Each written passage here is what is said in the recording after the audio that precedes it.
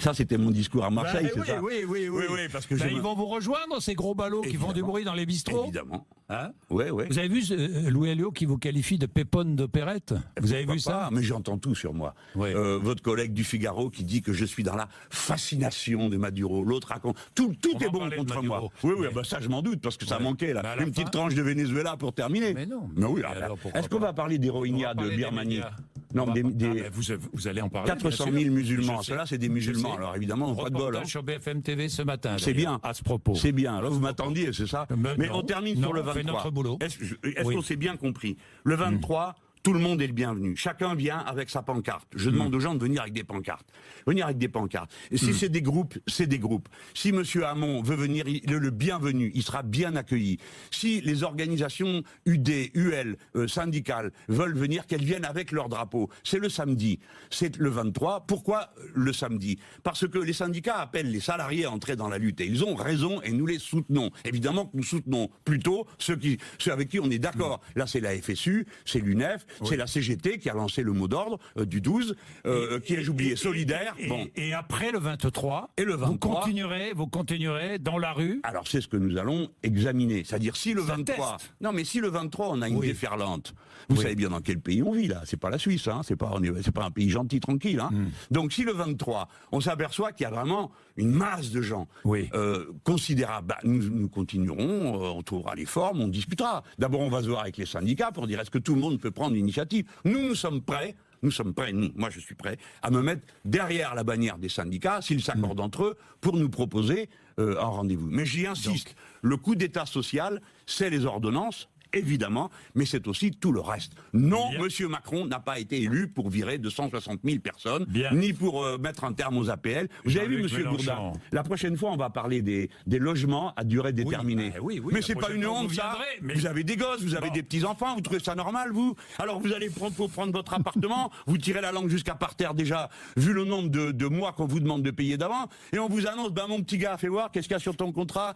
T'es apprenti, pouf, c'est juste 3 mois que t'as le droit de vivre là-dedans. Et dans 3 mois, si tu as perdu ton CDD, tu perds en plus ton logement. Vous trouvez ça normal? Jean-Luc Mélenchon, voilà pourquoi à un moment ou à un autre... avec Emmanuel Macron sur la critique des médias. Je ne sais pas si vous avez vu ce qu'a dit le président de la République. Les journalistes ne m'intéressent pas, ce sont les Français qui m'intéressent. Les journalistes ont un problème, ils s'intéressent trop à eux-mêmes et pas assez au pays. Vous êtes d'accord avec lui ou pas? Par définition, non. Non, d'accord. Attendez, moi, les journalistes... Parce que vous, votre hargne est terrible. Ma hargne à moi. Oui. Vous osez dire ça? C'est ce que vous dites. Attendez, Monsieur Bourdin, vous n'êtes pas corpo, vous, d'habitude.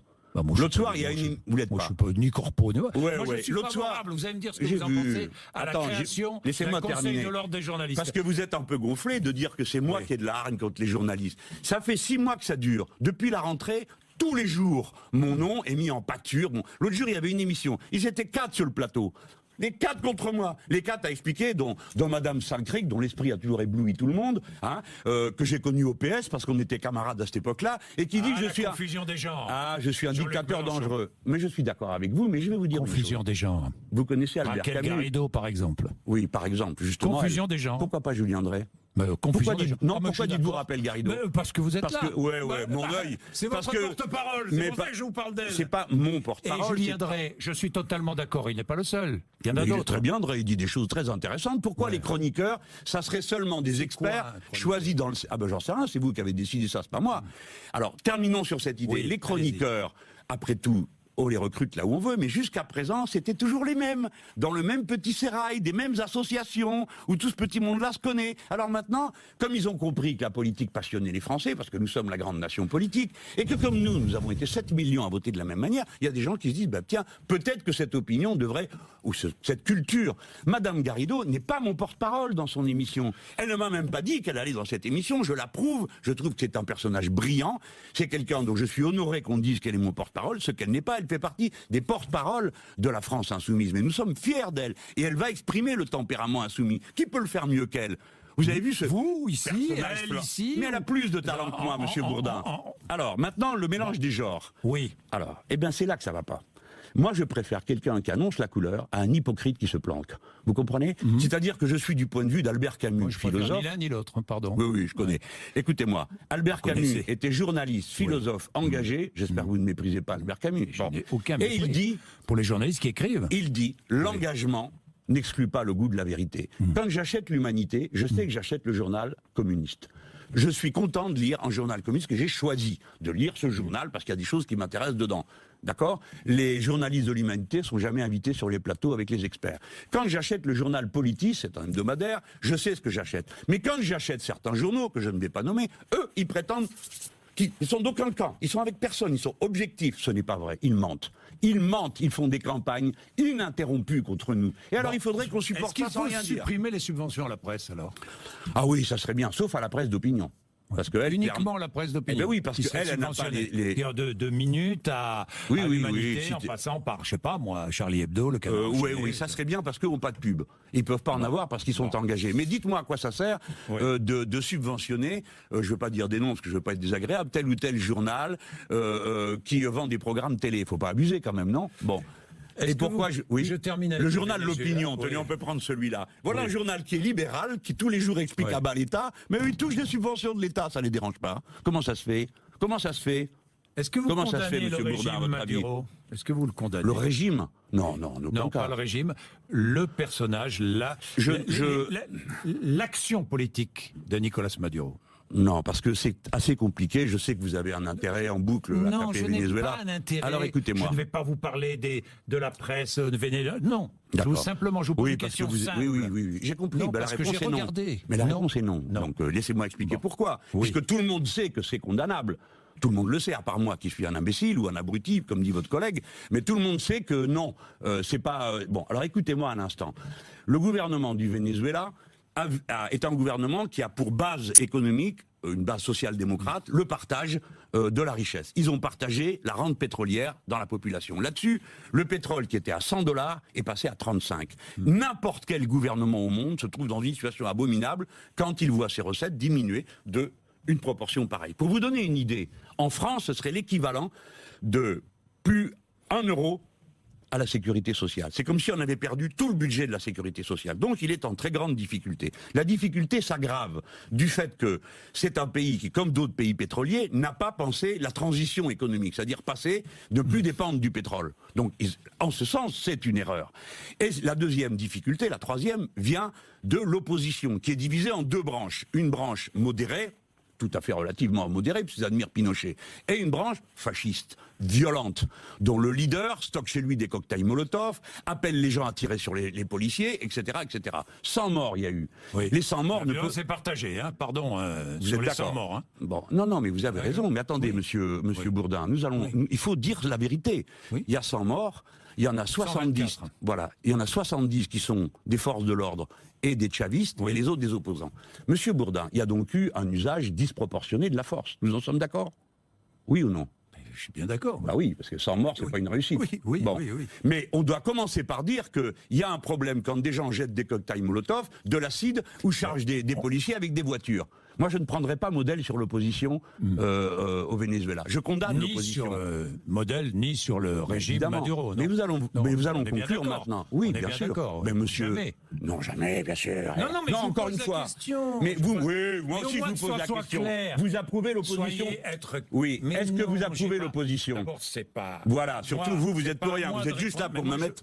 Alors, monsieur, laissez-moi dire maintenant mon argument important. Je vais vous poser une autre question. Je voudrais finir mon... Pourquoi avez-vous parlé d'erreur concernant Maduro et traité M. Cazeneuve d'assassin? Comment peut-on dire les deux choses en même temps? Précisez bien, allez-y, étalez la confiture, M. Bourdin. Quelle question? J'ai pas bien compris, redites-le-moi. Parler d'erreur concernant Maduro. Oui.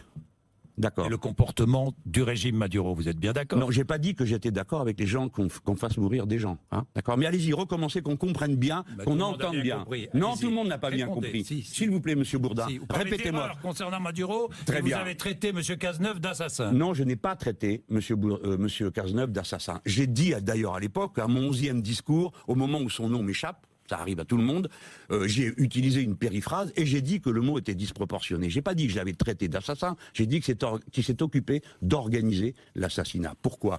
Parce que l'excès de matériel, les tirs tendus, les grenades offensives. Tirs tendus au Venezuela, c'est la spécialité de la police vénézuélienne. Hein. Voilà, la police. Écoute, vous êtes un ignorant parce qu'il n'y a pas une police, il y a une police d'État, il y a une police fédérale et une police municipale. Alors, les forces de l'ordre, si vous voulez. Voilà. Monsieur, vous avez bien dit ce que vous aviez à dire? Non, alors voilà, monsieur. Combien y a-t-il de gens en France qui sont en prison parce qu'ils ont utilisé de manière disproportionnée la force? Combien? Je ne sais pas. 0. Rémi Fraisse est mort par hasard. À Bure, le gars a reçu une grenade dans sa chaussure par hasard. Personne n'est en prison, aucune procédure. Au Venezuela, il y a 33 policiers qui sont en prison pour usage disproportionné de la force. Il y en a 13 qui sont en procès. Alors, c'est une dictature. Combien d'opposants en prison au Venezuela? Monsieur Bourdin. Je pose la question, vous me parlez des 13 policiers. Mais monsieur Bourdin, oui. Au Venezuela, les gens qui stockent des armes et des cocktails Molotov vont en prison. Le Venezuela est trop gentil. Je vais vous donner un exemple. Il y a eu un choc putsch électrique, passage à tabac, menace de viol et de mort. Vous êtes sûr? Quand on est opposant et qu'on est en prison au Venezuela. Voilà. D'accord. En Birmanie, c'est un paradis. Au Brésil... Non mais attendez. Mais vous avez vérifié ça? Où c'est écrit? Où vous l'avez trouvé? Dans le rapport de l'ONU. Voilà. Alors si c'est le rapport de l'ONU, je suis d'accord avec l'ONU et je dis que c'est pas bien et je ne suis pas d'accord. Ça vous va? Qu'est-ce que vous voulez de plus de moi? À quel moment pensez-vous qu'un homme comme moi va dire je suis d'accord avec des méthodes brutales? Mais je vous répète, 33 policiers qui sont en prison là-bas, 13 qui sont en procès, 0 ailleurs. Quand Madame Merkel interdit un site d'extrême gauche en Allemagne parce qu'elle l'accuse d'utiliser des cocktails Molotov et d'appeler à ça, c'est exactement ce que fait Maduro contre certains blocs. Qu'est-ce qui se passe? Vous expliquez que Madame Merkel est un tyran et un dictateur? Est-ce que vous expliquez que Monsieur Cazeneuve est un tyran et un dictateur parce qu'il a fait tirer sur des gens dans la nuit? Qui est-ce qui a donné les ordres? Qui est-ce qui a donné les ordres? Quand on est en politique, on assume. D'accord? C'est au ministre de l'Intérieur d'assumer. C'est pas au gars qui est sur le terrain et qui obéit. Parce que le système d'ENAS, et je mets en garde, hein, vous recommencez pas le 23 et le 12 à nous palper, à nous fouiller et à laisser passer des gens qui détruisent tout. Nous n'avons rien à voir avec ces violences et nous prendrons nos dispositions pour nous protéger. Je lance un appel à tous ceux qui veulent être avec nous le 23. Vous ferez preuve d'une discipline magnifique, d'un sang-froid exemplaire pour montrer que nous sommes la force. Le peuple n'a pas besoin d'être violent parce qu'il est le plus nombreux. Merci Jean-Luc Mélenchon. Il est 9h01, on a un peu débordé, mais c'était enflammé, passionné, c'est toujours le cas. Merci.